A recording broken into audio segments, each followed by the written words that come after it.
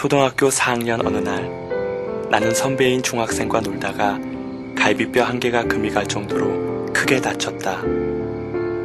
당시 의학이 발달한 것도 아니고 농촌에서 병원 갈 형편도 되질 않았으므로 부모님은 내게 보약을 먹이며 치료되기를 기다리셨다.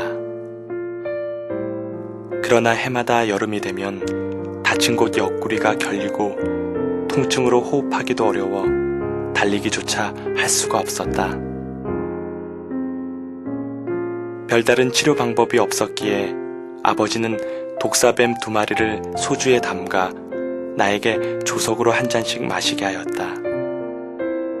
이렇게 해서 어린 시절에 아버지 앞에서 자연스럽게 술을 배우게 되었다.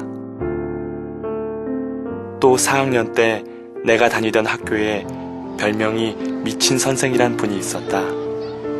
나는 친구들과 삽이라는 놀이를 하고 있었는데 선생님은 우리가 싸우는 줄 알고 교무실로 불러 야단치시면서 우리들을 세워놓고 서로의 따귀를 때리게 했다. 나는 선생님에게도 맞았을 뿐만 아니라 친구에게 20대나 얻어맞아 얼굴이 퉁퉁 붓고 한쪽 고막이 터져버렸다. 이후에 귀에선 계속 진물이 나왔으며 내겐 청각 장애가 생겼다. 1959년 광주에서 중학교를 졸업한 후 난 서울로 상경하여 성동구 신당동에서 살고 있던 큰 누님 댁에 기거하며 고등학교를 다니게 됐다.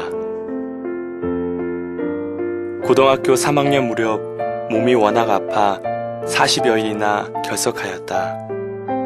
어느 날 학교에 가지 못하고 누워 있었는데 처음 보는 사람이 집에 들어와 예수 믿으라고 전도하였다.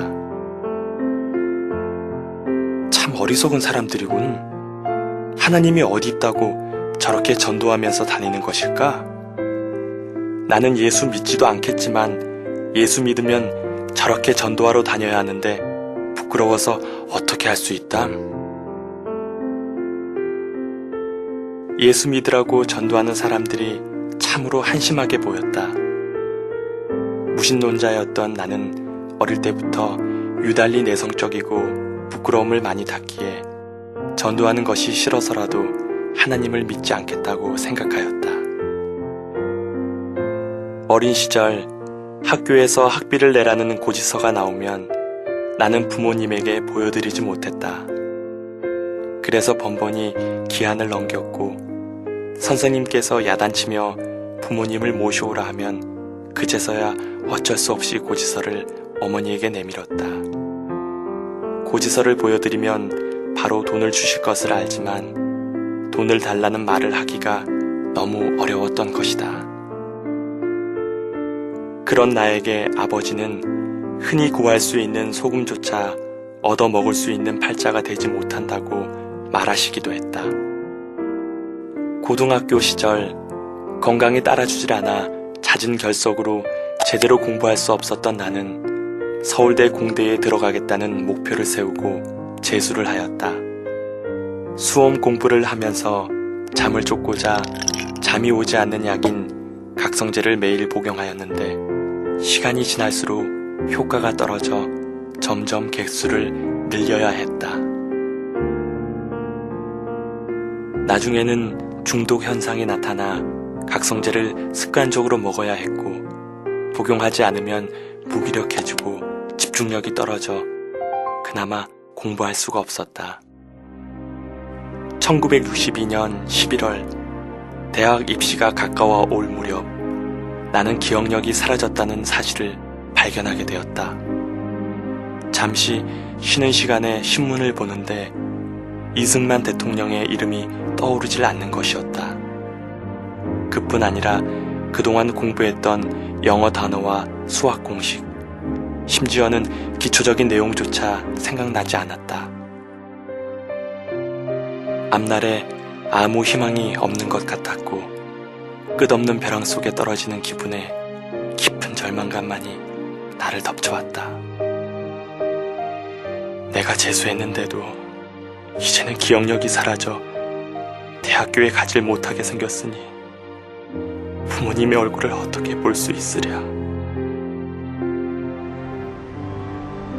나는 자살을 결심하고 약국을 돌아다니면서 효능이 좋다는 미제수면제를 사서 모았다. 당시 나는 공부에만 전념하고자 큰누나 집에서 식사를 해결하면서 옆집에 방을 한 칸 얻어 생활하고 있었다. 누님, 오늘 저녁엔 친구 집에 가서 공부하려고 해요. 저녁 식사는 집에서 하지 않을 것이니 기다리지 마세요. 내 계획을 눈치챌 수가 없었던 큰 누나는 알았다고 하였다.